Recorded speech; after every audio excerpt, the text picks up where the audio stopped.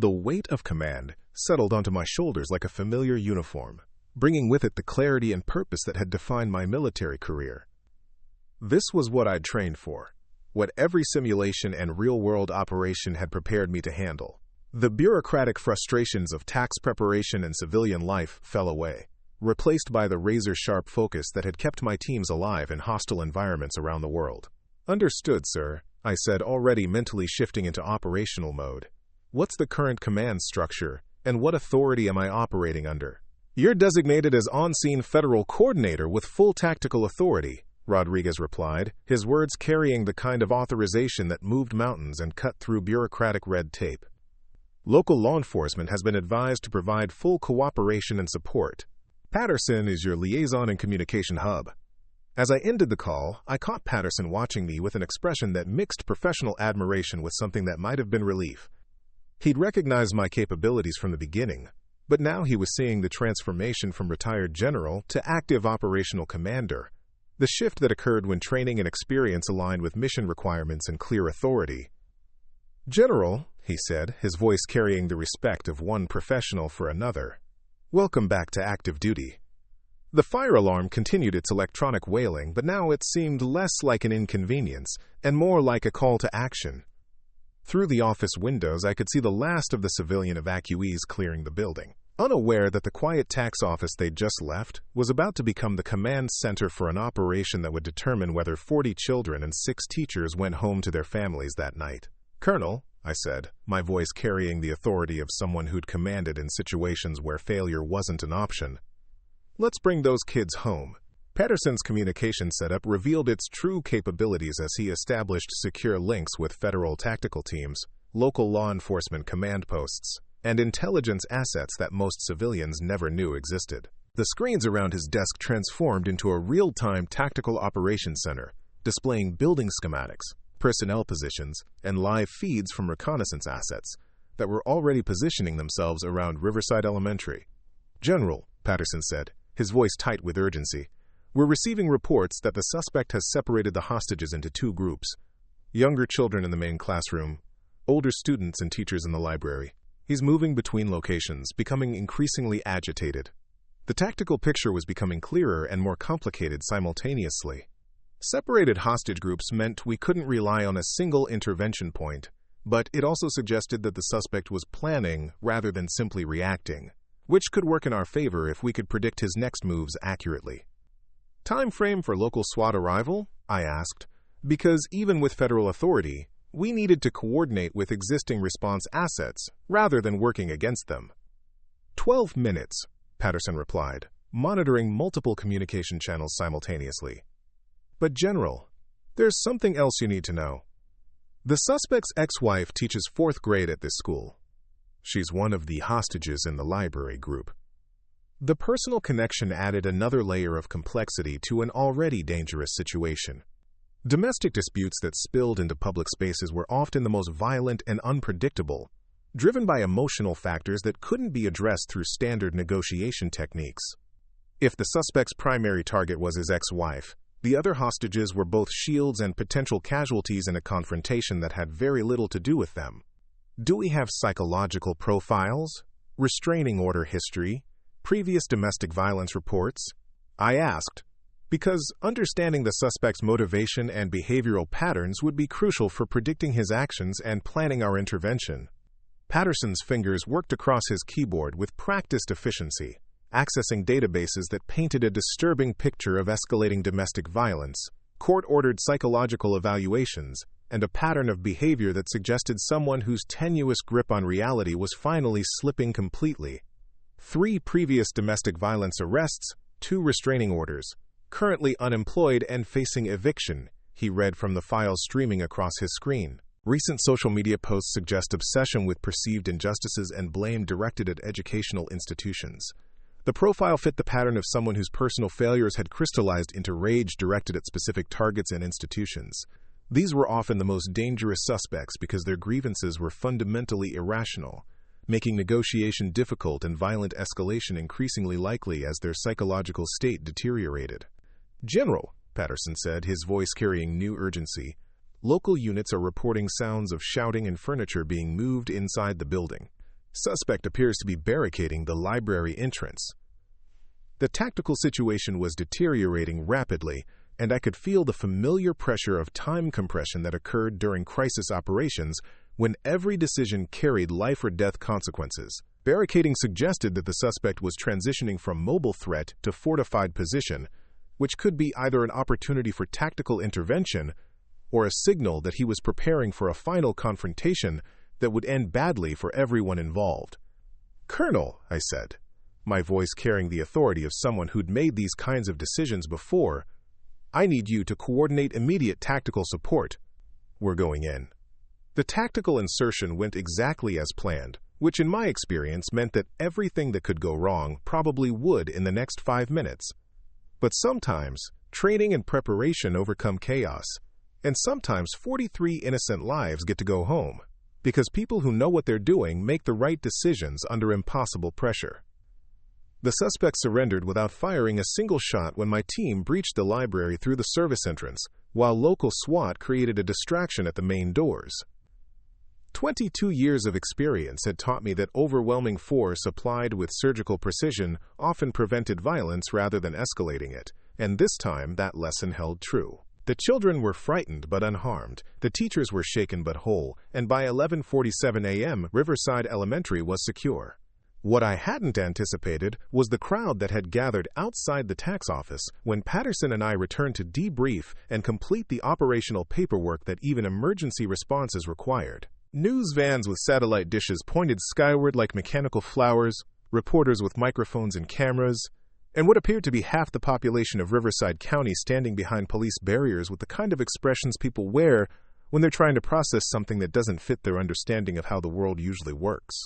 CHERYL was standing near the entrance to the building, her earlier dismissiveness replaced by something that looked like shock, mixed with a growing awareness that she'd spent her morning being professionally rude to someone whose day job had once involved preventing international incidents. The family with 3 children that I had advocated for was there too, the parents holding their kids close with the protective instincts of people who'd just been reminded how quickly ordinary Tuesday mornings could turn into something else entirely. "Ma'am," the mother called out as Patterson and I approached the building, her voice carrying across the parking lot with the kind of projection that suggested she'd made a decision about something important. "Ma'am, we wanted to thank you." I paused, feeling the weight of dozens of eyes focused on me with an intensity that made my skin crawl. This was exactly what I'd been trying to avoid for the past 6 months. The kind of attention that made it impossible to maintain the quiet civilian life I'd been building one unremarkable day at a time. But looking at her face, seeing the genuine gratitude there, I realized that some things were more important than my personal comfort. "Thank you for what?" I asked, though I suspected I already knew the answer. "For standing up for us in there," she said, gesturing toward the tax office with hands that were still trembling slightly from whatever emotions she'd been processing while watching news coverage of the school crisis. "And for everything else you did today. We heard about the elementary school, heard about what you did to bring those children home safely." The words hung in the air between us, carrying weight that went beyond simple gratitude. This was the moment I'd been dreading since my retirement, when my carefully constructed civilian identity would collide with the reality of who I'd been and what I'd done during 2 decades of military service. There was no going back from this moment, no returning to the anonymity that had protected me from questions I wasn't ready to answer. "Any parent would have done the same thing," I replied, because it was true even if it wasn't the whole truth. "Your children are safe, that's what matters." But the mother was shaking her head, her expression suggesting that she understood something about the morning's events that went beyond the official news reports. "No, ma'am, not anyone could have done what you did. We heard the news reports, heard about the federal coordinator who resolved the situation without a single casualty. That was you, wasn't it?" The question wasn't really a question, and the growing crowd around us seemed to sense that they were witnessing something significant, the kind of moment when ordinary people discovered that extraordinary capabilities had been hiding in plain sight among them. I could feel Patterson's presence beside me, steady and supportive in the way that fellow veterans understood without needing explanation. "Yes," I said finally, because there was no point in denying what had already become public knowledge. "That was me." The admission rippled through the crowd like a stone dropped in still water, and I watched as people began connecting the dots between the quiet woman who'd advocated for a family in the tax office and the federal coordinator who'd brought 43 hostages home alive. The transformation in their expressions was immediate and profound, shifting from curiosity to something that looked like awe, mixed with the kind of respect that made me deeply uncomfortable. A reporter pushed forward from the pack, her microphone extended like a weapon and her eyes bright with the hunger that came from sensing a story that would lead the evening news. "General Miller, can you comment on your role in today's rescue operation? How does it feel to transition from retirement to active crisis management?" The title hit the crowd like an electric shock, and I could see the pieces falling into place for people who'd been trying to understand how someone who looked like a typical suburban woman could coordinate tactical operations that saved children's lives. The word general carried weight that transcended civilian understanding, suggesting levels of authority and responsibility that most people only encountered in movies or history books.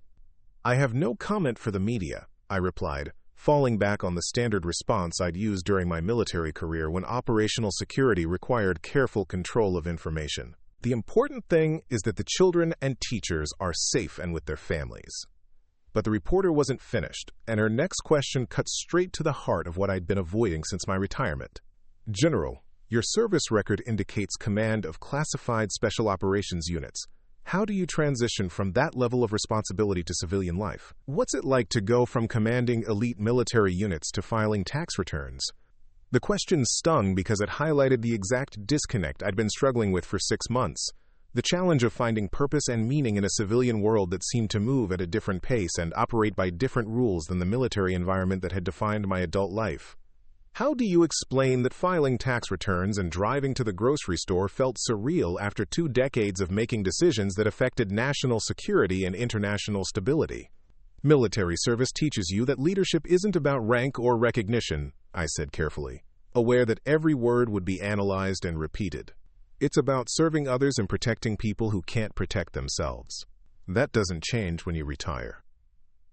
Cheryl had been standing at the edge of the crowd, and now she approached with the hesitant steps of someone who'd realized they'd made a significant error in judgment.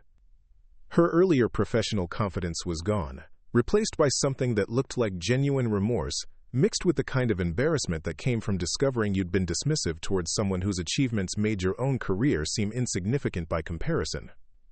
"General Miller," she said, her voice barely audible above the murmur of the crowd, "I owe you an apology. I was completely out of line this morning, and I had no idea who you were or what you'd accomplished." The apology was sincere, but it also highlighted something troubling about the entire situation. The assumption that my rank and service record somehow changed the fundamental wrongness of how she'd treated me, and the other clients suggested that basic human dignity was somehow conditional on impressive credentials, rather than being something everyone deserved regardless of their background. "Mrs. Watson," I replied, using her formal name deliberately, "you don't owe me an apology because I'm a general. You owe me an apology because treating people with respect and dignity is part of your job regardless of who they are or what they've done with their lives." The distinction seemed to hit her like a physical blow, and I saw understanding dawn in her eyes as she realized that my criticism wasn't about wounded pride or military courtesy, but about fundamental standards of human decency that applied to everyone who walked through those doors seeking help with their tax returns. "You're absolutely right," she said, and to her credit, she looked directly at the family with 3 children who were still standing nearby. "I owe all of you an apology. My behavior this morning was unprofessional and inexcusable, and it had nothing to do with your preparation or the complexity of your returns." The father of the family nodded slowly, his expression suggesting that he appreciated the acknowledgement even if it couldn't undo the morning's frustration and embarrassment. "Thank you," he said simply. "That means something." Patterson appeared at my elbow with the kind of timing that suggested he'd been monitoring the situation and had decided that intervention was necessary before media attention became completely unmanageable. "General," he said quietly, "we should probably move this conversation inside before the news crews decide to set up permanent camp in the parking lot." He was right, but I could see in the faces around me that this moment meant something to people who'd witnessed what they perceived as an extraordinary display of hidden capabilities and quiet heroism. The mother with 3 children was still holding her youngest daughter, but her expression suggested that she was processing something significant about the nature of service and the people who chose to dedicate their lives to protecting others. "General Miller," she said, her voice carrying the kind of conviction that came from recent personal experience, I hope you know that what you did today, both in the tax office and at the school, that's the kind of thing that gives parents like me faith in the world, knowing that people like you are out there, ready to stand up when it matters." The words hit me harder than enemy fire ever had, because they touched on something I'd been struggling with since my retirement. The question of whether my service had made a difference, whether 2 decades of classified operations and dangerous missions had actually contributed to making the world safer for families like hers. In the abstract world of strategic objectives and national security priorities, that question was often impossible to answer. But looking at her face, seeing the genuine gratitude there, I understood that sometimes the impact of service was measured in moments like this, rather than in policy briefings or strategic assessments. "Thank you," I said, and meant it more than any formal citation or commendation I'd ever received. "That means more than you know." As Patterson guided me toward the building, I caught sight of my reflection in the glass doors and saw someone I barely recognized. The careful civilian camouflage was gone, replaced by something that looked like the person I'd been before I'd started trying to hide from my own history. The posture was straighter, the expression more confident, the overall bearing of someone who'd remembered that military service was something to be proud of rather than something to disguise. Inside the tax office, the normal Tuesday morning chaos had been replaced by the aftermath of extraordinary events. The other tax preparers were clustered around television monitors, watching news coverage of the school rescue, with expressions that suggested they were trying to reconcile the dramatic footage with the quiet woman who'd been advocating for better customer service just a few hours earlier. "General," Patterson said, settling behind his desk with the satisfied expression of someone who'd successfully managed a complex operation, "I think it's time we talked about your future." The statement carried implications that went far beyond tax preparation and retirement planning. This was the conversation I'd been avoiding since my military retirement, the discussion about what came next for someone whose skills and experience represented decades of national investment in specialized capabilities that didn't easily translate to civilian career paths. "What kind of future are we talking about, Colonel?" I asked, though I suspected I already knew the direction this conversation would take. "The kind where you stop pretending that filing tax returns and grocery shopping are going to provide the kind of purpose and challenge that someone with your background actually needs," he replied, with the directness that marked career military personnel who'd learned to cut through bureaucratic niceties when important issues were at stake. He was right, and we both knew it. The past 6 months of civilian life had been an exercise in trying to convince myself that I could find satisfaction in routine tasks and quiet anonymity. But the morning's events had demonstrated that some aspects of my identity couldn't be suppressed indefinitely. When crisis arose, I'd immediately reverted to the patterns of thinking and action that had defined my military career, and that reversion had felt more natural than anything I'd experienced since my retirement. "What are you suggesting?" I asked, because the alternatives seemed limited and none of them involved returning to the simple civilian life I'd been trying to construct. "Consulting work for federal agencies that need specialized expertise for crisis situations," Patterson said, his tone shifting into something more formal and official. "Contract positions that would allow you to maintain civilian status while providing your skills to organizations that need them. The kind of work where your experience would make a real difference." The offer was tempting in ways that went beyond financial considerations or professional recognition. This was a chance to continue serving without the full-time commitment and overseas deployments that had defined my military career. An opportunity to use 2 decades of training and experience in ways that protected people like the family I'd met that morning and the children who'd gone home safely from Riverside Elementary. Would this be the kind of consulting that involves tax offices that are actually Federal Intelligence Coordination Centers? I asked, gesturing around Patterson's sophisticated communication setup with something that might have been amusement. "Among other things," he replied with a smile that suggested my suspicions about his true role were accurate. "We've learned that effective intelligence operations require integration with civilian infrastructure in ways that most people never suspect. Tax offices, DMV branches, social services centers, all of them can serve dual purposes when properly equipped and staffed." The revelation recontextualized my entire morning experience, from Patterson's immediate recognition of my capabilities to his sophisticated response coordination during the school crisis. This hadn't been a chance encounter with a helpful supervisor. This had been a carefully orchestrated evaluation of my readiness to return to operational status, disguised as routine tax assistance. "How long have you been tracking my civilian integration?" I asked, because the level of coordination suggested planning that went back months rather than hours. "Since your retirement ceremony," Patterson admitted, Your skill set and experience represent significant national assets, and there was always an expectation that you'd eventually want to return to meaningful work. Today just accelerated that timeline. The admission should have made me angry, should have triggered all the privacy concerns and personal autonomy issues that came with discovering that your quiet civilian life had been under federal observation. Instead, I felt something that looked like relief. The recognition that the isolation and purposelessness I'd been experiencing weren't permanent conditions but transitional phases that could be resolved through different choices.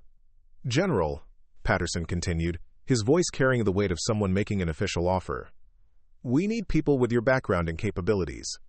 The threats we're facing don't respect the boundaries between military and civilian operations, and we need coordinators who can bridge those worlds effectively." Through the office windows, I could see that the crowd outside was beginning to disperse, families returning to their interrupted Tuesday routines with stories they'd tell for years about the morning they witnessed something extraordinary in a strip mall tax office. The news crews were packing their equipment, having captured enough footage to construct the narrative of hidden heroism that would dominate the evening news cycle. But inside this small office, a different kind of story was being written. This was the story of what came after the headlines faded. What happened when people with specialized skills and hard-won experience had to decide how to use those capabilities in a world that needed them, but didn't always understand them. "Colonel," I said, my voice carrying the authority of someone who'd made command decisions under pressure, "I accept your offer. But I have conditions." "Name them." "Number more hiding," I said, thinking about CHERYL's dismissiveness and the assumptions people made about unremarkable-looking women in civilian clothes. "No more pretending that service is something to be ashamed of or disguised. If I'm going to do this work, I'm going to do it as myself, not as some carefully constructed civilian identity." Patterson nodded slowly, his expression suggesting that he understood the implications of what I was proposing. "That's going to mean attention, media interest, people who want to know about your service record and your operations history." "Then we'll deal with that when it happens," I replied, because the alternative was returning to the suffocating anonymity that had made the past 6 months feel like an extended exercise in self-denial. The people I served with deserve better than having their sacrifices hidden, because it's more convenient for everyone to pretend that military service is someone else's responsibility. The decision felt final and liberating in ways I hadn't expected, like stepping out of clothes that had never fit properly and putting on a uniform that had been tailored specifically for my capabilities and experience. This was who I was, who I'd always been, and trying to disguise that essential identity had been an exercise in futility that served no one's interests. "Welcome back to active service, General," Patterson said, extending his hand across the desk with the kind of formality that marked significant transitions. "I think you're going to find that the work we do here is every bit as important as anything you accomplished in uniform."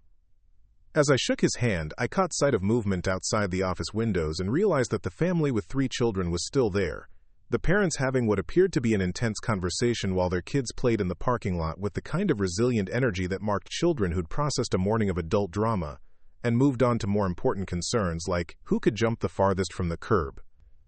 "General," the mother called out as I emerged from the building, her voice carrying the kind of determination that suggested she'd made a decision about something important. "We wanted to ask you something." I approached their small group, noting that the father was holding what appeared to be a business card and wearing the expression of someone who'd been elected to speak for his family about something significant. "We run a small non-profit," he said, his voice carrying the nervous energy of someone making an important pitch. "Veterans Assistance, helping people transition from military service to civilian careers. We've been looking for someone to serve on our advisory board, someone who understands both sides of that equation." The offer was unexpected and touched on something I'd been struggling with since my retirement. The isolation I'd experienced wasn't unique to my situation. Thousands of military personnel faced similar challenges when transitioning from the structured purpose of military service to the apparent aimlessness of civilian life. This was a chance to address that problem systematically rather than individually. "What kind of assistance are we talking about?" I asked, because the details mattered more than the general concept. "Job placement, skills translation, counseling services for people who are having trouble adjusting," the mother replied, her voice carrying the passion of someone who'd seen the problem firsthand. "A lot of veterans feel lost when they get out, like their service doesn't translate to anything meaningful in the civilian world." The description hit close to home, capturing exactly the feelings I'd been wrestling with for the past 6 months. The sense that 2 decades of specialized training and experience had prepared me for a world that no longer existed. That civilian life required completely different skills and offered completely different rewards than the military service that had defined my adult identity. "I'd be honored to help," I said, and meant it more than any formal acceptance speech I'd ever given. "When do we start?" The conversation that followed revealed the scope of the challenge and the potential impact of effective intervention. Veterans' suicide rates, unemployment statistics, stories of people with extraordinary capabilities who couldn't find their place in a civilian world that didn't understand their value or know how to utilize their skills effectively. But it also revealed something else. The possibility that my experience and visibility could make a difference not just for individual veterans, but for broader civilian understanding of military service and the people who chose to dedicate their lives to protecting others. This was a chance to bridge the gap between military and civilian communities in ways that benefited both. As the afternoon sun began to slant through the office windows, casting long shadows across the parking lot where this entire adventure had begun, I realized that my quiet Tuesday morning had become something much more significant. This was the day I'd stopped running from my own history and started embracing the responsibility that came with extraordinary training and hard-won experience. The tax returns still needed to be filed, the bureaucratic requirements of civilian life still demanded attention, but those tasks no longer felt like the primary purpose of my existence. They were simply the routine maintenance that allowed me to focus on more important work, protecting people who couldn't protect themselves, serving communities that needed specialized capabilities, and ensuring that the next generation of veterans found their way home not just from overseas deployments, but from the challenging transition to civilian life. Patterson was right about one thing.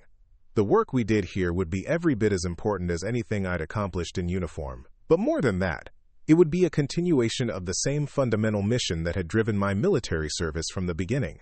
The uniform might be different, the operational environment might be domestic rather than international, but the core purpose remained unchanged, standing between innocent people and the various forms of darkness that threatened their safety and security.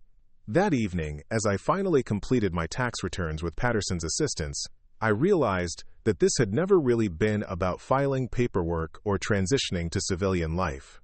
This had been about rediscovering purpose and accepting responsibility for the capabilities that 22 years of military service had given me. Some people get to retire completely, to walk away from their professional identities and build entirely new lives based on different priorities and values. But some of us carry skills and experience that represent too significant an investment to waste on grocery shopping and lawn maintenance. Some of us have capabilities that are needed too urgently to keep them buried under civilian camouflage and suburban anonymity. And sometimes it takes a Tuesday morning crisis in a strip mall tax office to remind you that true service doesn't end with retirement ceremonies and pension checks.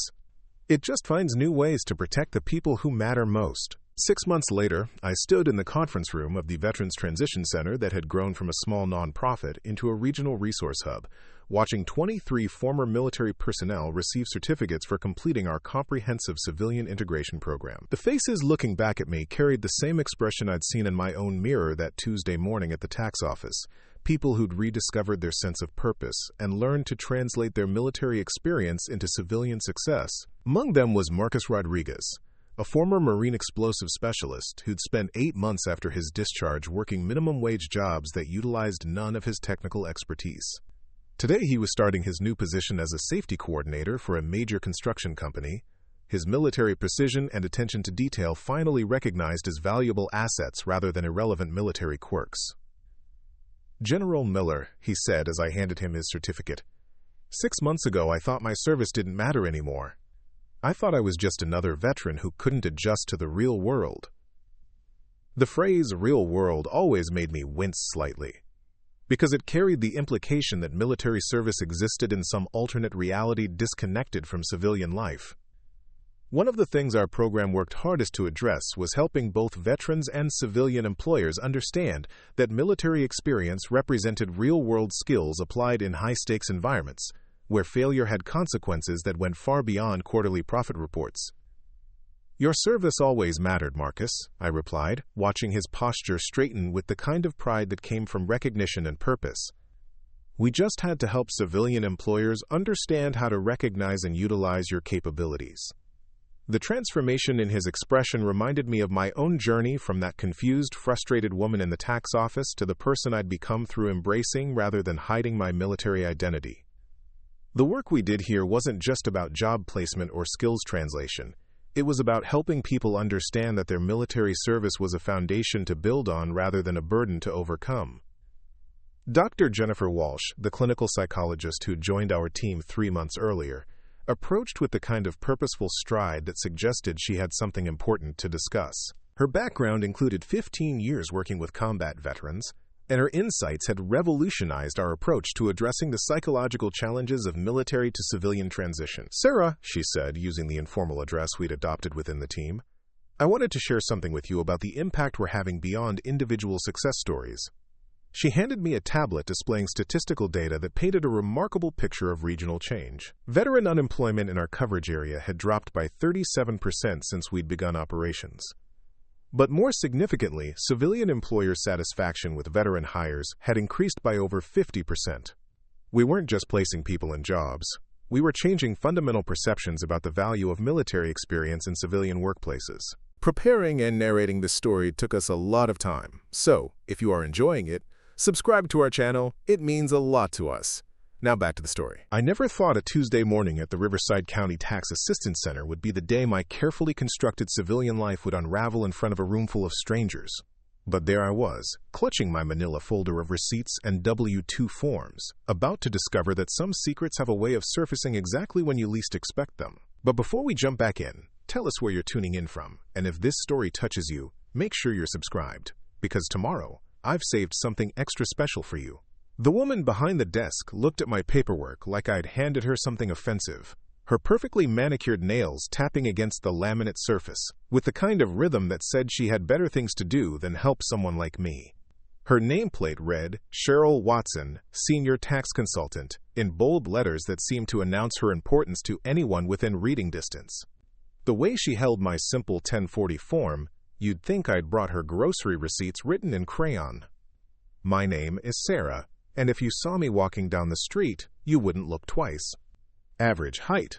Brown hair that I keep pulled back in a practical ponytail. Clothes from department stores that prioritize function over fashion. At 42, I've perfected the art of being unremarkable, of blending into crowds and moving through the world without drawing attention to myself. It's a skill I learned in places where being noticed could mean the difference between completing a mission and never coming home." The Riverside County Tax Assistance Center sits in a strip mall between a nail salon and a sandwich shop, the kind of place where fluorescent lights buzz overhead and the carpet has seen better decades. I'd driven there that Tuesday morning because I'd always done my own taxes, but this year felt different. This year I needed help navigating the complexity of transitioning from military service to civilian employment, from a world where everything was provided to one where I had to figure out deductions and estimated payments on my own. I'd been standing in line for 23 minutes, watching the clock on the wall tick past 9:30 a.m., while the people ahead of me shuffled forward with their own folders and frustrations. The woman in front of me complained loudly about her property taxes to anyone who would listen, while the man behind me scrolled through his phone with the aggressive thumb swiping of someone running late for something more important. The waiting area was filled with the usual mix of tax season refugees, young parents trying to keep their children entertained while calculating earned income credits, retirees with shoebox full of medical receipts, small business owners clutching thick folders that represented their entire financial lives. Everyone looked like they'd rather be anywhere else, united in the universal dread of dealing with paperwork that could determine their financial fate for the year. When my number was finally called, I approached CHERYL's desk with the measured pace I'd learned in briefing rooms and command centers, my folder organized with the precision that had once impressed colonels and now seemed to annoy tax preparers.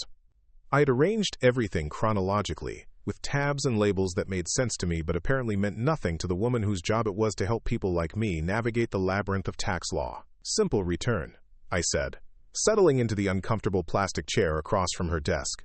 "W-2 from my current job, some moving expenses related to my transition out of the service.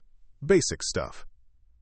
CHERYL's eyes barely glanced at the papers before she let out a sigh that seemed to come from somewhere deep in her chest. "Oh, great. Another military spouse thinking she can handle her own taxes." Her voice carried the weary tone of someone who'd explained the same thing 1,000 times before. "Let me guess. Your husband deployed overseas and you think that makes you some kind of expert on tax law." The assumption hit me like a slap, but I kept my expression neutral. I had learned long ago that correcting people's misconceptions often created more problems than it solved. Actually, I'm the one who served. 22 years, retired last spring. She looked up then, really looked at me for the first time since I'd sat down, her eyes scanning my civilian clothes and unremarkable appearance like she was trying to reconcile the image with the information. You? 22 years? Her laugh was short and sharp, the kind that cut rather than amused. What did you do? Work in an office somewhere? File paperwork? The questions came with the casual dismissiveness of someone who'd never had to consider that the quiet woman sitting across from her might have spent 2 decades in places where decisions carried the weight of lives and missions that didn't make the evening news.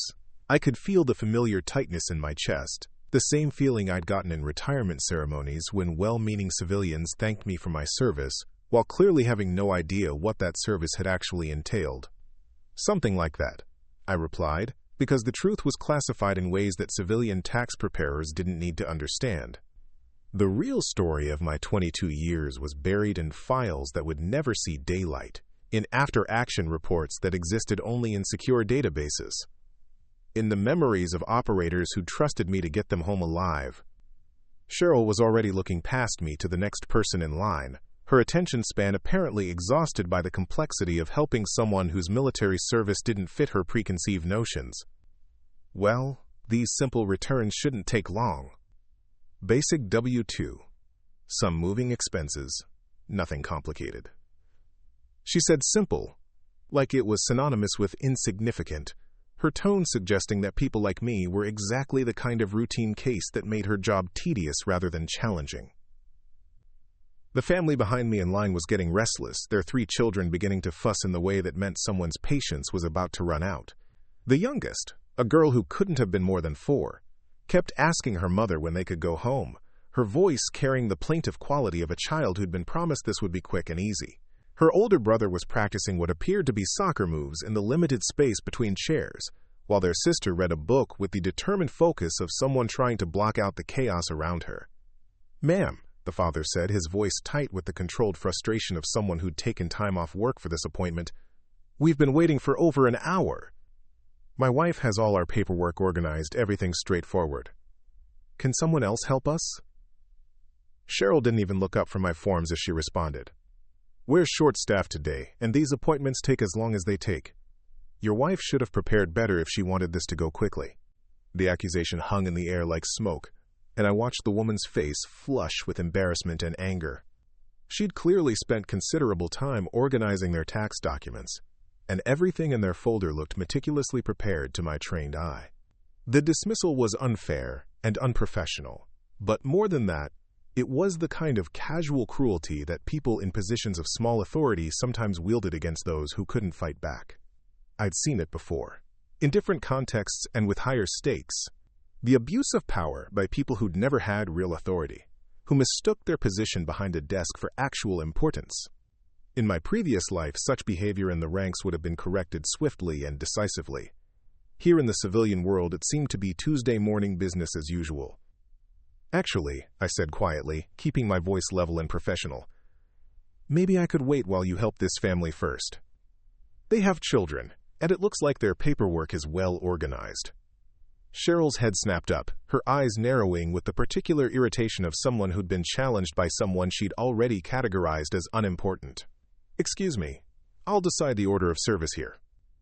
You don't get to reorganize my schedule because you feel sorry for someone." The temperature in the room seemed to drop several degrees, and I felt that familiar shift happening inside my chest, the one that occurred when civilian politeness bumped up against the leadership instincts that had been forged in places where lives depended on clear thinking and decisive action. I'd spent 22 years in situations where the welfare of my people was my responsibility, where protecting those under my command wasn't optional or convenient but simply what you did. "I'm not reorganizing anything," I replied, my voice still calm but carrying an undertone that people who'd served with me would have recognized as a warning. "I'm suggesting that customer service might include some consideration for families with small children who've been waiting patiently." The woman behind me, the mother of the 3 kids, touched my shoulder gently. "Thank you," she whispered, "but please don't get yourself in trouble for us. We can wait." Her kindness hit me harder than CHERYL's rudeness had, because it reminded me of why I'd served in the first place, why I'd spent 2 decades in uniform protecting people who deserved to live their lives without fear, without being bullied by petty officials who confused authority with power. This woman was worried about me getting in trouble for advocating for her family, and that concern said everything about the kind of person she was and the kind of environment we were all trapped in. CHERYL was warming to her theme now, her voice rising slightly as she addressed not just me but the growing audience of people waiting in line. This is exactly what's wrong with you, military people. You think your service entitles you to special treatment, like the rules don't apply to you. Well, in the real world, we follow procedures. The accusation stung because it was so fundamentally wrong, so opposite to everything I'd learned about leadership and service. Real military leadership wasn't about demanding special treatment. It was about taking care of your people, about putting their welfare ahead of your own comfort, about understanding that rank was responsibility, not privilege. The best leaders I'd served under had been the ones who ate last and slept least, who measured their success by the success of those they led. "Ma'am," I said, and something in my tone made the entire waiting area go quiet. "I'm not asking for special treatment. I'm asking you to treat everyone here with basic human dignity." The silence that followed was broken by the sound of footsteps coming from the back office, measured and purposeful in a way that suggested someone in authority was approaching. A man emerged from behind the partition that separated the public area from the administrative offices, his appearance immediately commanding attention in a way that had nothing to do with his government-issued polo shirt and khaki pants. He was maybe 55, with silver threading through dark hair that was cut with military precision despite the civilian clothes. His posture was ramrod straight, and he moved with the controlled grace of someone who'd spent decades in uniform. Most tellingly, his eyes were already scanning the room, taking in the situation with the kind of tactical assessment that became second nature to people who'd commanded in complex environments. "Is there a problem here?" he asked, his voice carrying the quiet authority of someone who'd spent years making decisions that mattered.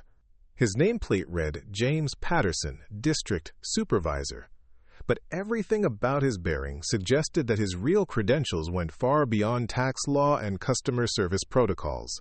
CHERYL straightened in her chair, suddenly aware that her behavior was being observed by someone whose opinion actually mattered for her career prospects. "No, sir, just explaining our procedures to some clients who seem to think they deserve special accommodation."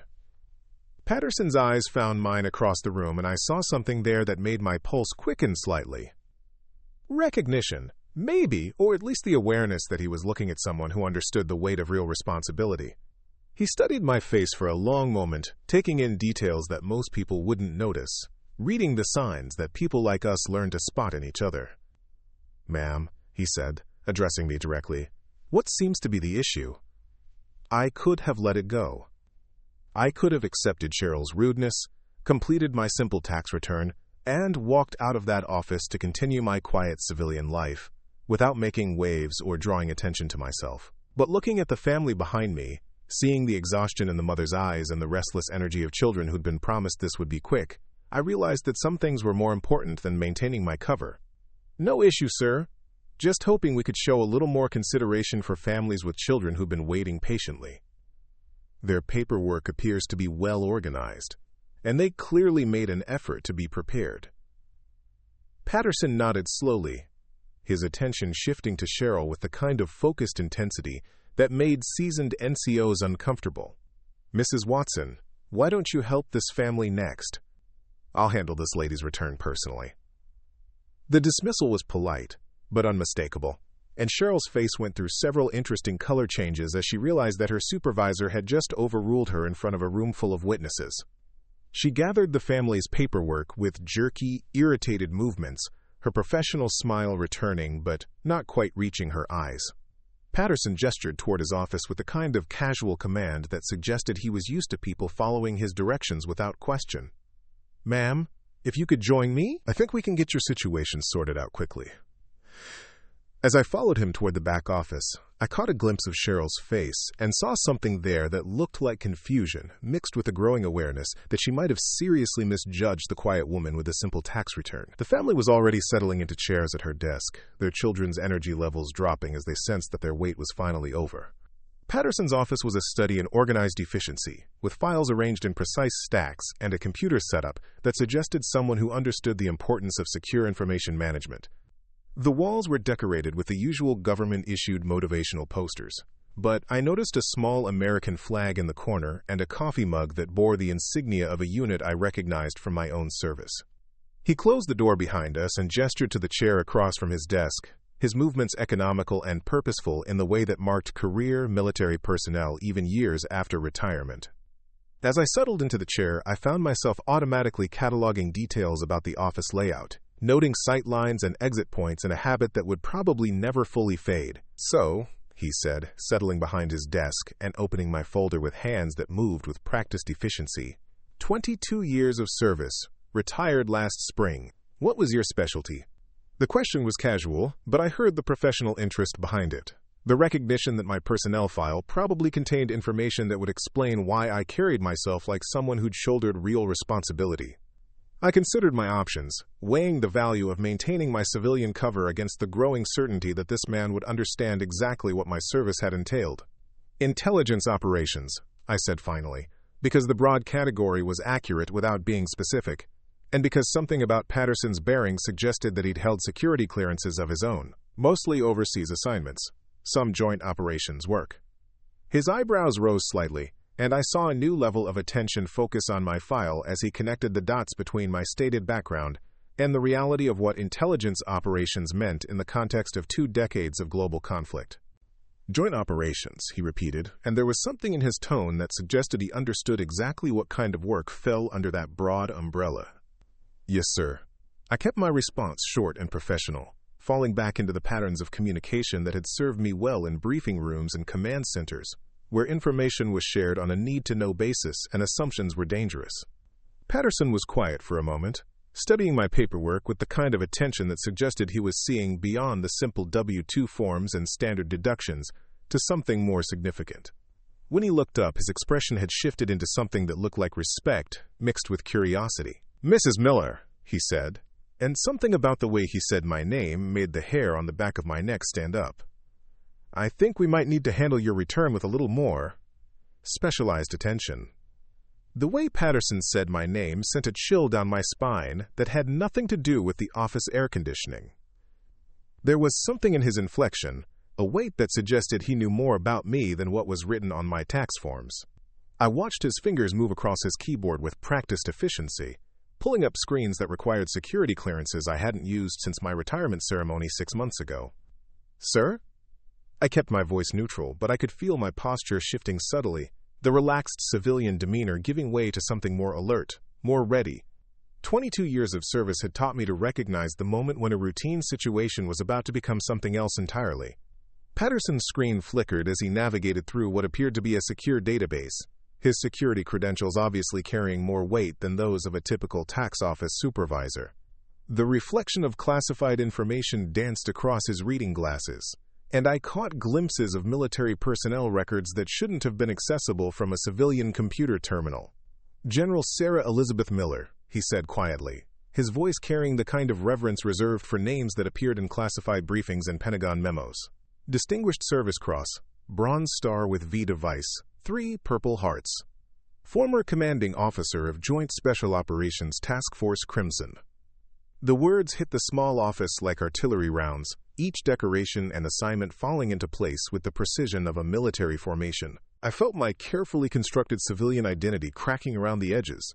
22 years of classified operations suddenly exposed in a strip mall tax office by a man who clearly had access to information that was supposed to remain buried. "That's classified information, sir," I said, my voice automatically dropping into the tone I'd used in secure briefings where lives and national security hung in the balance. "How exactly do you have access to my personnel files?"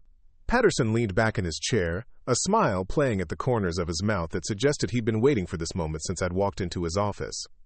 "Colonel James Patterson, retired.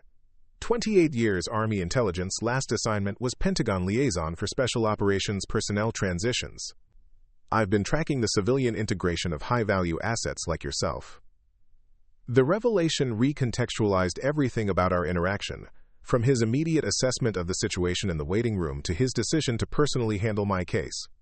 This wasn't a random encounter with a helpful supervisor. This was a planned contact with someone who understood exactly who I was and what my service record represented. High-value assets, I repeated, and couldn't help but laugh at the clinical terminology. Is that what we're calling retired operators now? It's what we call people whose skills and experience represent significant national investments, Patterson replied, his tone shifting into something more serious. People who might find civilian life challenging after the kind of work you've done. Before I could respond, the building's fire alarm began shrieking with a piercing intensity that made everyone in the waiting room look up from their tax forms with expressions of confusion and mild irritation. Through Patterson's office window, I could see people beginning to gather their belongings with the reluctant movement of citizens who assumed this was just another false alarm in a long series of bureaucratic inconveniences. Patterson was already moving, his military training overriding civilian protocols as he accessed a communication system that definitely wasn't standard government issue. The radio traffic that emerged from his desk drawer was encrypted and urgent, full of code words and tactical terminology that made my pulse quicken with recognition. Riverside Command, this is TAC 7, he spoke into the device with the clipped efficiency of someone coordinating operations under pressure. Confirm status of code Silver Alert, over. The response crackled through speakers with the kind of clarity that suggested military-grade encryption. TAC 7, we have active shooter situation at Riverside Elementary approximately 8 blocks from your location. Local PD requesting immediate assistance from any available federal assets. Multiple civilians in potential danger. My blood turned to ice water in my veins as the implications crashed over me like a wave. Riverside Elementary was where I'd seen school buses this morning, where hundreds of children were spending their Tuesday morning learning math and reading, while a gunman turned their safe space into a war zone. This wasn't a bureaucratic emergency or a training exercise. This was the kind of situation where every second mattered, and the wrong decisions could cost innocent lives. Sir, I said, my voice cutting through the continued wail of the fire alarm, I need to know what resources we have available and what the tactical situation looks like. Patterson's eyes met mine across the desk, and I saw the exact moment when he stopped seeing me as a retired general trying to file simple tax returns and started seeing me as an operational asset whose experience might be exactly what this crisis required. The transformation was immediate and mutual. We were no longer civilians discussing paperwork, but military professionals faced with a mission that demanded everything we'd learned in our combined 50 years of service. Local SWAT is 15 minutes out, he said, his fingers already working across multiple communication channels. School resource officer was first casualty. Suspect is contained in the main classroom wing with approximately 40 children and 6 teachers. Demands are incoherent, appears to be mentally unstable rather than ideologically motivated. The tactical picture painted itself in my mind with the clarity that came from years of mission briefings and crisis management. Unstable shooters were often more dangerous than organized terrorists because their actions couldn't be predicted or negotiated. The presence of children as potential hostages added layers of complexity that would paralyze most response teams, but this was exactly the kind of situation my task force had been created to handle. What's the building layout? I asked, already mentally cataloging the equipment and personnel we'd need for a successful intervention. Multiple entry points, internal security measures, evacuation routes. Patterson was pulling up architectural plans on his computer screen, the detailed schematics suggesting that his office was equipped for much more than tax preparation and customer service. Single-story structure, built in 1987, updated security measures include controlled access and internal cameras. Suspect gained entry during morning arrival when doors are propped open for student drop-off. Through the office window, I could see CHERYL and the other tax preparers evacuating the building with their clients, following standard fire alarm protocols that had nothing to do with the real emergency unfolding 8 blocks away. The family with 3 children that I'd advocated for was gathering their paperwork, their faces showing the confusion of people who had no idea that their quiet Tuesday morning was about to intersect with someone else's crisis in ways they couldn't imagine. Colonel, I said, falling back into the military courtesy that felt more natural than civilian pleasantries. I need you to understand that if we're going to do this, we're going to do it right. No shortcuts, no civilian interference, and no political considerations that put children at risk. Understood, General, he replied, and the use of my rank sent electricity through my nervous system like a activation code. What do you need? The question hung in the air between us, loaded with implications that went far beyond tax returns and customer service protocols. What I needed was a tactical team with specialized training, equipment designed for close-quarters combat in sensitive environments, and authorization to act with lethal force if necessary to protect innocent lives. What I had was a retired intelligence colonel, a strip mall office, and 22 years of experience that had prepared me for exactly this kind of impossible situation. First, I need real-time intelligence on the suspect's location and the disposition of hostages, I said, my mind already working through the tactical challenges. Then I need to know what law enforcement assets are actually available and how willing they are to accept federal coordination. Patterson was already coordinating with multiple agencies, his communications setup revealing itself to be far more sophisticated than anything a tax office should have required. The screens around his desk displayed tactical feeds, personnel rosters, and real-time updates from law enforcement units that were converging on the elementary school with sirens and emergency lights that I could now hear in the distance. "General," he said, looking up from a particularly intense radio conversation, "Riverside PD is requesting federal assistance, but their incident commander isn't cleared for the kind of operations you've run. They're treating this as a standard hostage situation rather than the specialized intervention it actually requires." The distinction mattered more than most people would understand. Standard hostage protocols were designed for bank robberies and domestic disputes, situations where time was on the side of law enforcement and negotiation was the primary tool. What we were facing was an active threat to children, in an environment where conventional tactics could result in casualties that would haunt everyone involved for the rest of their lives. "What's the suspect's current behavior pattern?" I asked, because understanding the psychology of the threat was as important as knowing the building layout or the tactical options. "Has he made specific demands, shown interest in negotiation, or demonstrated any planning beyond the initial breach?" "Negative on all counts," Patterson replied, his voice tight with the controlled tension of someone managing a crisis. "Local units describe erratic behavior. Shouting about perceived grievances against the school system appears to be under the influence of controlled substances. Classic pattern for a deteriorating mental health situation rather than organized terrorism. The assessment matched my own analysis, but it also made the situation more dangerous rather than less. Organized terrorists had goals and could be reasoned with, even if their reasoning was fundamentally flawed. Mentally unstable individuals in crisis were unpredictable variables whose actions could shift without warning, making tactical planning exponentially more difficult." My phone buzzed with an incoming call from a number I recognized but hadn't seen in months, the kind of secure line that only activated when someone with serious authority needed to reach me immediately. I glanced at Patterson, who nodded his understanding that this call might change everything about our rapidly evolving situation.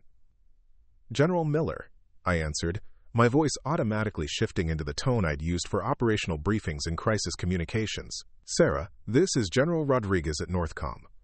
The voice on the other end carried the weight of someone who commanded resources that most people couldn't imagine. "We're tracking the situation at Riverside Elementary, and we need to know if you're available for immediate consultation."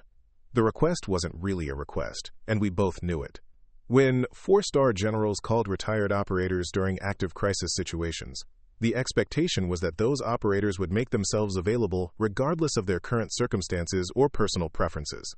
This was the call I'd been expecting and dreading since my retirement, the moment when my peaceful civilian life would be interrupted by the reality that some skills were too valuable to remain permanently inactive.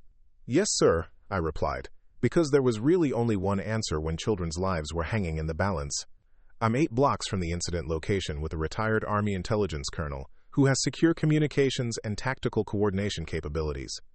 "Outstanding," Rodriguez said, and I could hear the relief in his voice. "We'll patch you into the tactical command net immediately. Sarah, I need you to understand that local law enforcement is good people, but they're not equipped for this kind of intervention. We need someone with your background to coordinate a solution that brings those kids home safely." "These numbers represent something bigger than career placement," Dr. Walsh continued, her voice carrying the excitement of someone who discovered something significant. "We're seeing measurable improvement in community integration, reduction in veteran isolation, and increased civilian understanding of military culture and capabilities." The data confirmed what I'd been observing anecdotally through our program participants and their families. Veterans who successfully transitioned to meaningful civilian careers became bridges between military and civilian communities, helping to close the cultural gap that had developed during decades of all-volunteer military service. When civilian employers learned to value military experience, they became advocates for hiring additional veterans. When veterans found purpose in civilian careers, They became mentors for other transitioning service members. Patterson appeared in the doorway with the timing that suggested he'd been monitoring our conversation from his position as the center's federal liaison coordinator. His role had evolved significantly since that morning at the tax office, expanding from intelligence coordination to serving as our primary connection with federal agencies that needed specialized veteran expertise for contract positions. "General," he said, his tone carrying the kind of urgency that meant important developments were happening elsewhere, "we've got a situation that requires your particular combination of military experience and civilian integration expertise." The phrase had become our informal code for crisis situations, where traditional law enforcement or federal response protocols needed augmentation from people who understood both military tactics and civilian sensitivities. Over the past 6 months, I'd consulted on everything from hostage negotiations to disaster response coordination, always working to ensure that military expertise was applied in ways that protected civilians while respecting community concerns. "What's the nature of the situation?" I asked, automatically shifting into the analytical mindset that had served me well during 2 decades of military crisis management.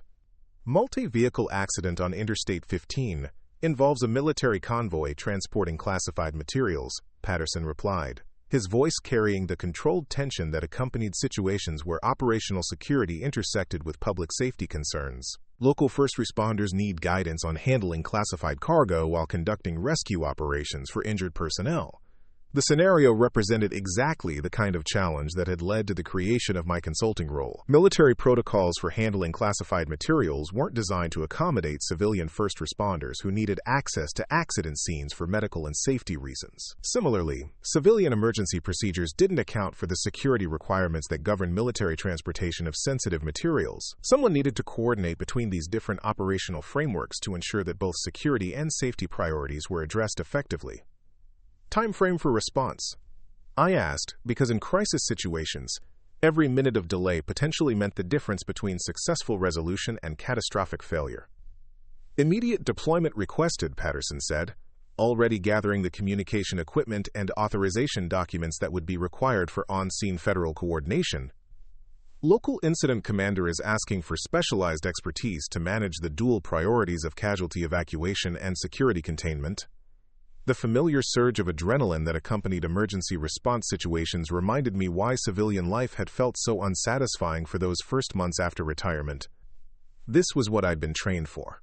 What 2 decades of experience had prepared me to handle.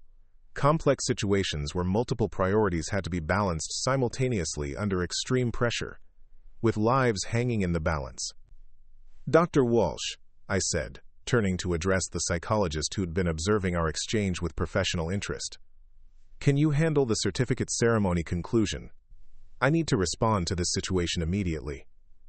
"Of course," she replied, her tone carrying the understanding of someone who'd worked with emergency responders long enough to recognize the signs of urgent deployment. "Sarah, be safe out there." The concern in her voice reminded me that the work I'd returned to carried risks that went beyond career dissatisfaction or professional boredom. This was real-world crisis management, where wrong decisions could result in casualties, security breaches, or long-term consequences that affected more than just my personal satisfaction with my civilian transition. As Patterson and I drove toward the interstate accident scene, I found myself reflecting on the journey that had brought me from that frustrated morning in the tax office to this moment of purposeful response to community crisis. The transformation hadn't been easy or straightforward. It had required confronting assumptions about retirement and civilian life that I'd held since my military service began. The accident scene that greeted us was controlled chaos managed by professionals who understood their individual responsibilities but needed coordination to integrate their efforts effectively. Local fire department personnel were working to extract injured soldiers from overturned vehicles, while county sheriff's deputies established security perimeters around scattered classified cargo containers. State highway patrol officers were managing traffic flow around the accident site, while military personnel from the convoy tried to balance their security obligations with their concern for wounded comrades. The incident commander, a fire captain named Rodriguez, who'd clearly dealt with complex multi-agency responses before, approached us with the focused intensity of someone juggling multiple urgent priorities simultaneously. "General Miller?" "Captain Rodriguez, Incident Command. We've got 3 soldiers with serious injuries who need immediate medical evacuation. but we can't get our equipment close enough to the vehicles because of security restrictions on the classified cargo. The situation perfectly illustrated the kinds of coordination challenges that occurred when military security protocols collided with civilian emergency response procedures. The classified materials required specific security measures that prevented unauthorized personnel from approaching, but those same measures were interfering with rescue operations that could save lives. "Captain," I said, automatically falling into the command voice that had served me well during crisis coordination. "What's the medical status of the injured personnel, and what specific security concerns are preventing access?" "Two critical, one serious but stable," Rodriguez replied, his training showing in the precise medical terminology that allowed quick assessment of treatment priorities. "The critical injuries are in the lead vehicle, which overturned approximately 15 meters from scattered classified containers. Military security says we can't approach without proper clearance, but proper clearance requires background investigations that take weeks to complete." The bureaucratic impossibility of the situation was exactly the kind of challenge that required someone with both military security experience and civilian emergency response understanding. The security protocols were designed to prevent unauthorized access to classified materials, but they weren't intended to prevent life-saving medical intervention in emergency situations. "Let me coordinate with the military security team," I said, because the solution required someone who understood both the flexibility built into security protocols and the urgent medical realities that demanded immediate action. The senior military security officer, a staff sergeant whose nameplate read Chen, approached with the rigid posture of someone trying to balance competing obligations while operating in an environment that didn't match any training scenario he'd encountered. His expression suggested someone who understood that soldiers were dying while he enforced security protocols, but who also understood that violating those protocols could result in court-martial proceedings. "General," he said, his voice carrying the relief of someone who'd been hoping for guidance from higher authority, "I've got critical injuries in the lead vehicle, but I can't allow civilian first responders access to the cargo area without proper security clearance. I need direction on how to balance medical priorities with security requirements." The question touched on fundamental issues of military leadership and decision-making authority that went beyond standard operating procedures and entered the realm of command judgment under extraordinary circumstances. This was exactly the kind of situation where experience mattered more than regulations, where understanding the intent behind security protocols was more important than rigid adherence to their specific provisions.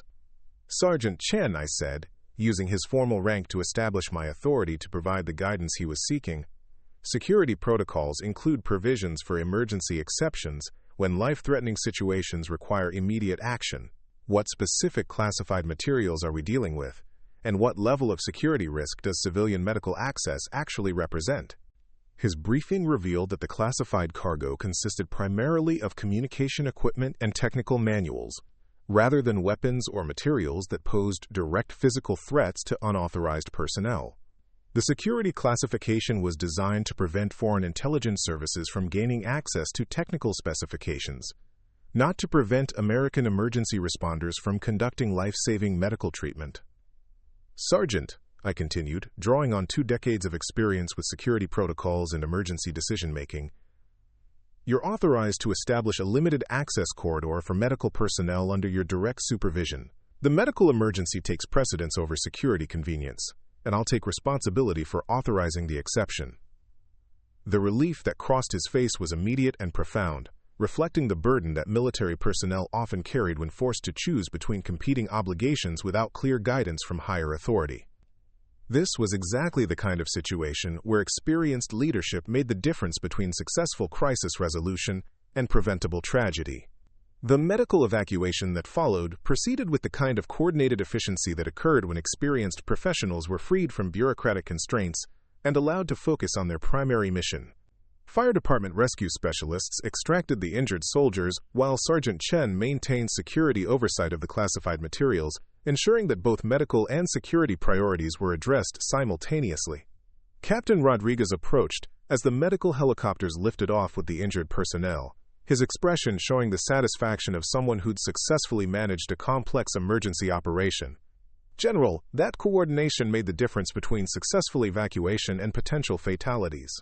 Thank you for providing the guidance we needed to balance competing priorities." The gratitude was genuine, but it also highlighted something important about the role I'd discovered in civilian life. This wasn't about seeking recognition or maintaining military authority after retirement. This was about using hard-won experience to help communities handle crisis situations that required specialized knowledge and decision-making capabilities. "Captain," I replied, "this is exactly the kind of situation where military and civilian expertise need to work together. Your team handled the medical priorities perfectly. You just needed someone who understood the security framework well enough to provide appropriate guidance." The drive back to the Veterans Transition Center gave me time to process the morning's events and their connection to the broader work we were doing to bridge military and civilian communities. The accident response had succeeded because people with different backgrounds and training had been able to coordinate their efforts effectively, but that coordination had required someone who understood both operational frameworks well enough to facilitate effective communication. Dr. Walsh was waiting in my office when I returned, her expression suggesting that she'd been thinking about something important while I'd been managing the interstate crisis. The Veterans Transition Center had become more than just a career placement service.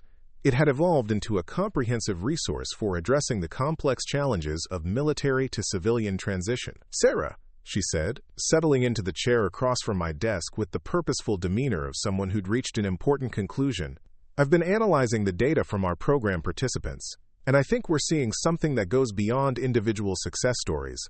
She handed me a research summary that outlined patterns of community integration and civilian employer satisfaction that suggested our work was having systemic impact beyond the individual veterans we served directly. Companies that hired our program graduates were subsequently more likely to hire additional veterans, creating expanding networks of military-civilian professional integration.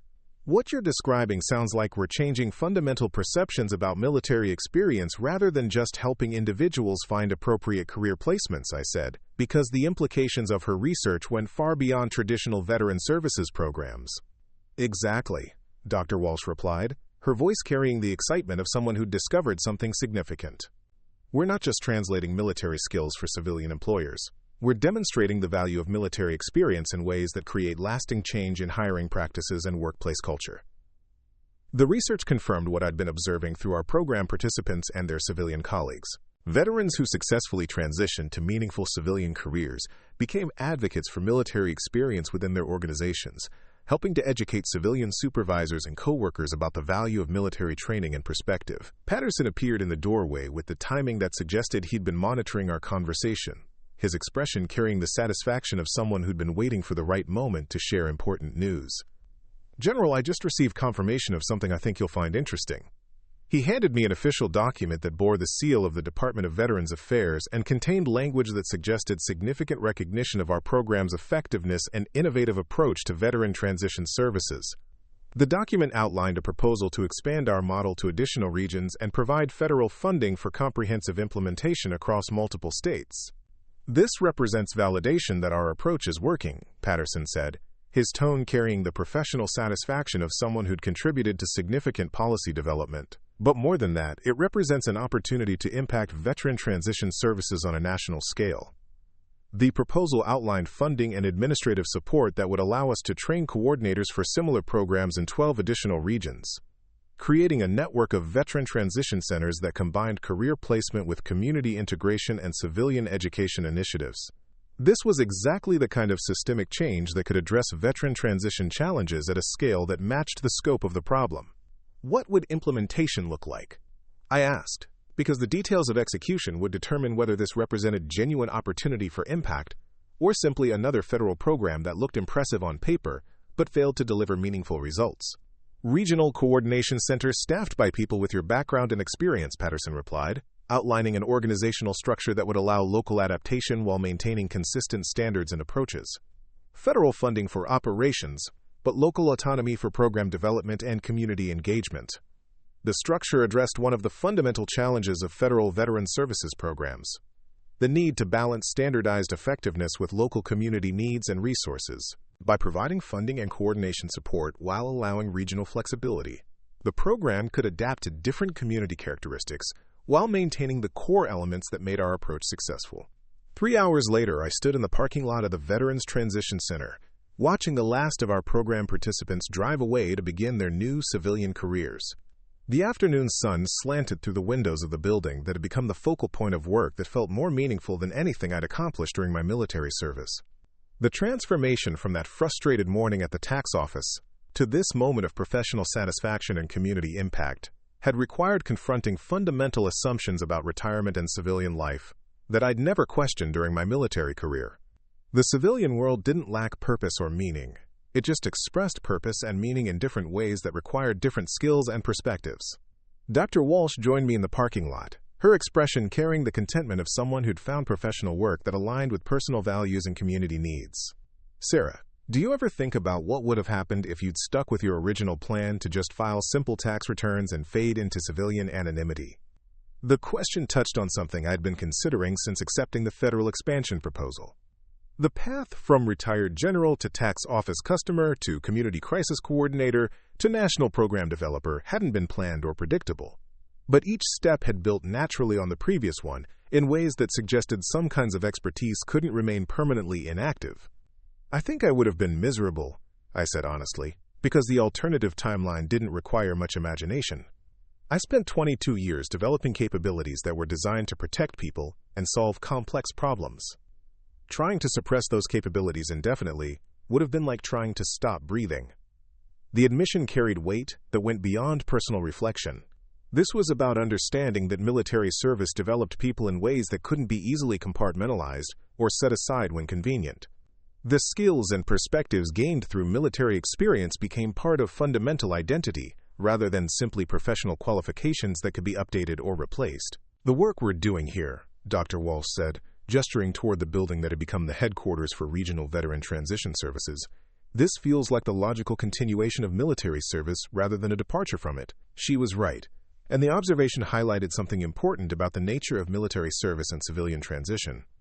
The most successful transitions weren't those that involved abandoning military identity and experience, but those that found ways to apply military capabilities to civilian challenges that needed exactly those kinds of skills and perspectives. My phone buzzed with a text message from Marcus Rodriguez, the former Marine explosives specialist who had received his certificate that morning. The message was brief but powerful. First day on the new job went great. Supervisor says my attention to detail and safety protocols are exactly what their company needed. Thank you for helping me understand that my military experience was an asset rather than a limitation.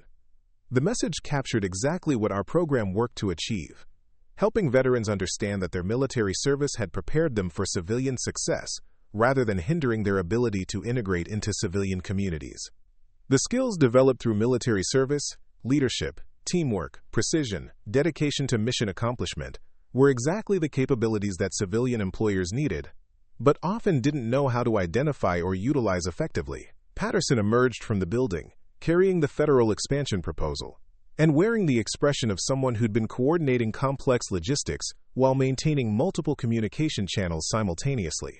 General, I just confirmed the timeline for program expansion. 6 months for coordinator training and facility establishment, with the first satellite centers operational within 12 months. The schedule was ambitious, but achievable with proper coordination and resource allocation. More importantly, it represented an opportunity to impact veteran transition services on a scale that could address the systemic challenges that affected thousands of military personnel leaving service each year. Colonel, I said, using his formal rank to acknowledge the significance of what we were planning. This feels like the mission we were both meant to complete. The statement carried weight that went beyond professional collaboration or program development. This was about understanding that military service didn't end with retirement ceremonies and transition briefings, but continued through finding ways to apply military experience to civilian challenges that needed exactly those kinds of capabilities. As evening approached, I found myself alone in my office, reviewing the documentation that would transform our local success story into a national model for veteran transition services. The federal expansion proposal represented validation that our approach was working. But more importantly, it represented an opportunity to ensure that other veterans didn't have to experience the isolation and purposelessness that had marked my first months of civilian life. The framed certificate on my wall bore the inscription Community Service Award, Riverside County Veterans Services, and represented recognition from the civilian community for the work we'd accomplished over the past 6 months. But looking at it now, I realized that the real award had been the discovery that military service could continue in different forms and different environments while maintaining the same fundamental purpose: protecting people who needed protection and solving problems that required specialized capabilities. The phone call that interrupted my evening reflection came from an unexpected source: CHERYL Watson from the tax office where this entire journey had begun. Her voice carried the kind of nervousness that suggested she was making a call she'd been considering for some time but hadn't been sure how to approach. "General Miller," she said, using the formal address with obvious care, "I hope you don't mind me calling. I got your number from Colonel Patterson, and I wanted to talk to you about something important." The conversation that followed revealed that our morning encounter at the tax office had affected her more profoundly than I'd realized at the time. She'd been reflecting on her treatment of clients and the assumptions she'd made about people based on their appearance and apparent circumstances. "I've been thinking about that morning for months," she said, her voice carrying genuine regret and something that sounded like determination.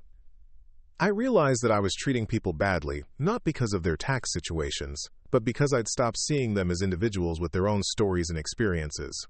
The admission touched on something fundamental about human interaction and the assumptions that people made about each other based on limited information. My experience that morning hadn't been unique. Countless veterans and other people with significant backgrounds and capabilities faced similar dismissiveness from civilian service providers who couldn't see beyond surface appearances. "CHERYL," I said, using her first name to acknowledge that this conversation was happening between two people rather than between a general and a tax preparer.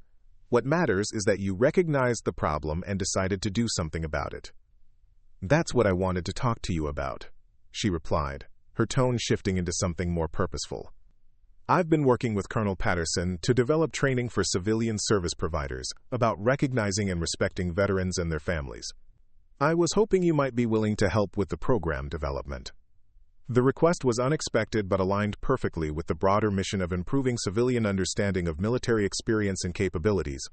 Training civilian service providers to recognize and respect veteran clients could prevent the kind of dismissive treatment that had characterized my tax office experience, while creating more supportive environments for military families navigating civilian bureaucracies. "I'd be honored to help," I said, because this represented exactly the kind of community bridge building that our program was designed to facilitate. "When do we start?" The conversation that followed outlined a comprehensive training program that would educate civilian service providers about military culture, veteran transition challenges, and appropriate ways to interact with military families seeking assistance with civilian bureaucratic requirements. The program would address both practical considerations and cultural sensitivity issues that affected veteran experiences with civilian institutions. 2 weeks later, I stood before a room full of civilian service providers from across the county, delivering the keynote presentation for our first Veteran Cultural Awareness training session. The audience included tax preparers, DMV employees, social service workers, and representatives from dozens of civilian agencies that regularly interacted with military families and veterans. "Military service creates people who are trained to solve complex problems under pressure," I said, looking out at faces that showed varying degrees of interest and skepticism. "When those people seek assistance with civilian bureaucratic requirements, they're not asking for special treatment or military courtesy. They're asking for the same basic respect and dignity that every citizen deserves when dealing with public service providers." The presentation that followed outlined the cultural differences between military and civilian environments that could create misunderstandings and communication problems during routine interactions.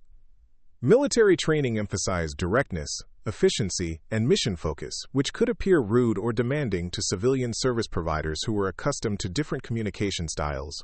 "The goal isn't to change how you do your jobs," I continued, addressing the concerns I could see forming on several faces. "The goal is to help you understand that the person sitting across from your desk might have spent years in environments where precision and efficiency were matters of life and death, and their communication style reflects that training rather than personal rudeness." The training session concluded with interactive scenarios that allowed civilian service providers to practice appropriate responses to common veteran interaction challenges.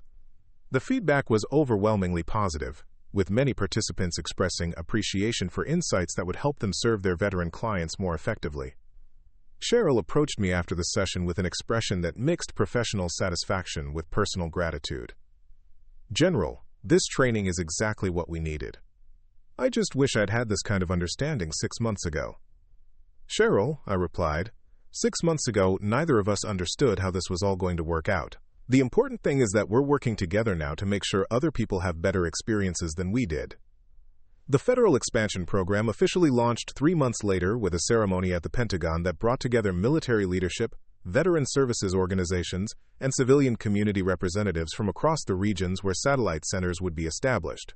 The scale of the event reflected the significance that federal leadership placed on innovative approaches to veteran transition services. General Rodriguez, who'd first contacted me during the elementary school crisis, delivered remarks that positioned our program as a model for integrating military expertise with civilian community needs in ways that benefited both veteran individuals and broader civilian communities. The Miller model, as the program had become known in federal circles, represents a fundamental shift in how we approach veteran transition services, Rodriguez said, his voice carrying the authority of someone who commanded resources that could transform veteran services nationwide.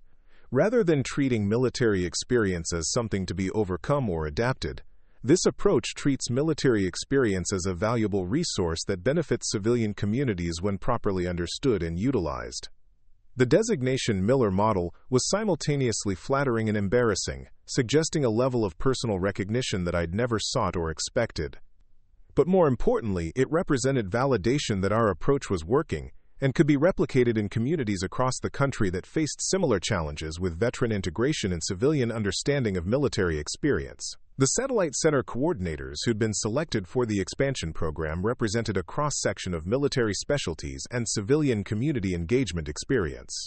Their backgrounds included everything from military intelligence and special operations to logistics and administrative support, but they all shared the common thread of successful civilian transition and demonstrated ability to work effectively with both veteran and civilian populations. The training program for these coordinators had been developed over 6 months of intensive collaboration between our original team, federal veteran services experts, and civilian community development specialists. The curriculum covered everything from individual veteran counseling techniques to community outreach strategies and civilian employer education programs. The success of this expansion depends on maintaining the core principles that made our original program effective, while adapting to local community characteristics and needs, I told the assembled coordinators during their final training session.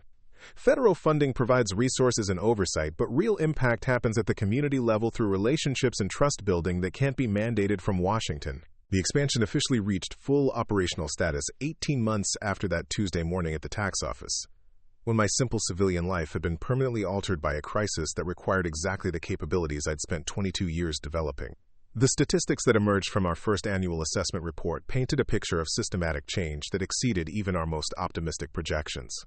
Veteran unemployment in our coverage regions had dropped by 48%, but more significantly, civilian employer satisfaction with veteran employees had increased by 63%. We weren't just placing veterans in jobs. We were changing fundamental civilian perceptions about the value of military experience in ways that created expanding opportunities for future veteran generations. Dr. Walsh, who'd become our national research coordinator, presented findings that demonstrated measurable improvement in veteran community integration, reduced isolation, and decreased incidence of transition-related mental health challenges among program participants. What we're seeing, she said during our annual review presentation, is evidence that successful veteran transition requires not just individual adaptation, but systematic change in how civilian communities understand and interact with military experience. The research confirmed what I'd learned through personal experience. Military service developed capabilities and perspectives that were valuable in civilian contexts, but realizing that value required civilian communities to understand and appreciate military culture rather than expecting veterans to completely abandon their military. The impact assessment also revealed something unexpected. Civilian communities that successfully integrated veteran populations showed measurable improvement in crisis response capabilities, community resilience, and collaborative problem-solving effectiveness. Military experience contributed to civilian community capacity in ways that benefited everyone, rather than just the veteran individuals who'd found meaningful civilian careers. Standing in my office at the original Veterans Transition Center, now designated as the National Program Headquarters, I looked out at the parking lot where this entire journey had begun, with a simple recognition that people deserved better treatment than they were receiving from bureaucratic service providers. The transformation from frustrated tax client to national program director had required confronting fundamental assumptions about retirement, civilian life, and the role of military experience in civilian communities. The most important lesson had been understanding that military service didn't end with retirement ceremonies, but continued through finding ways to apply military capabilities to civilian challenges that needed exactly those kinds of skills and perspectives. The federal expansion had succeeded beyond our most optimistic projections, but the real measure of success was contained in the individual stories of veterans who'd found meaningful civilian careers and civilian employers who'd discovered the value of military experience. These were the success stories that mattered most: families who'd found stability, communities that had gained valuable human resources, and civilian organizations that had learned to appreciate capabilities they'd never understood before. My phone displayed a message from Marcus Rodriguez, now serving as safety coordinator for a major construction company and volunteering as a mentor for newly transitioning veterans in his region. His message was characteristic of the feedback we received from program graduates: year 2 in civilian career going great. Company promoted me to regional safety director, partly because of leadership skills I learned in the Marines. Now I get to hire other veterans and help my company understand why military experience is valuable. Thank you for showing me that transition doesn't mean abandoning who I am.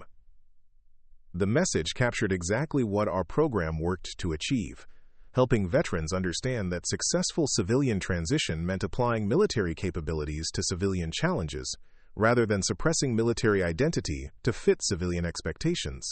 The annual conference call with Satellite Center coordinators revealed continuing expansion of the program's impact and adaptation to local community needs.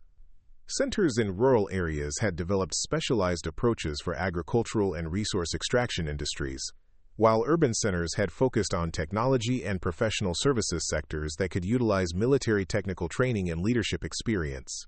The beauty of this model, reported the coordinator from our Pacific Northwest Center, is that it adapts to local economic conditions while maintaining the core focus on helping veterans understand their value and helping civilian employers recognize military capabilities.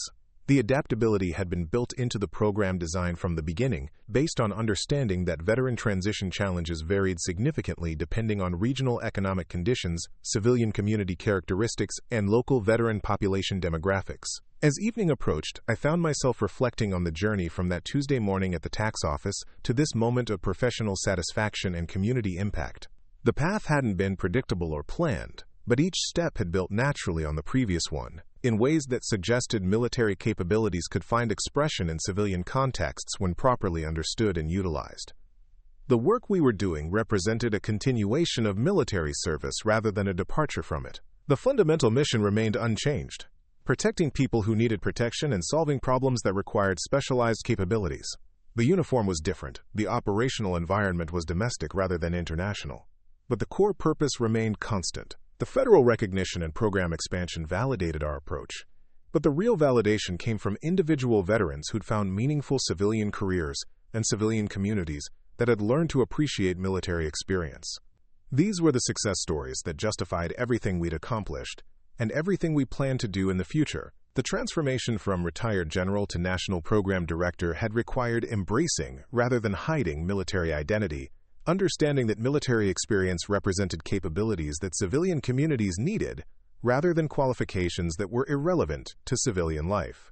Tomorrow would bring new challenges, new opportunities to help veterans transition successfully to civilian careers, and new chances to help civilian communities understand the value of military experience. The federal expansion would continue, more satellite centers would open, and more veterans would discover that successful transition meant applying military capabilities to civilian challenges rather than abandoning military identity. But tonight, I stood in the parking lot of the Veterans Transition Center, watching the last of our staff drive home to their families, and felt the deep satisfaction that came from work that aligned with personal values and community needs. This was what purpose looked like in civilian life: using hard-won capabilities to solve problems that mattered and protect people who needed protection.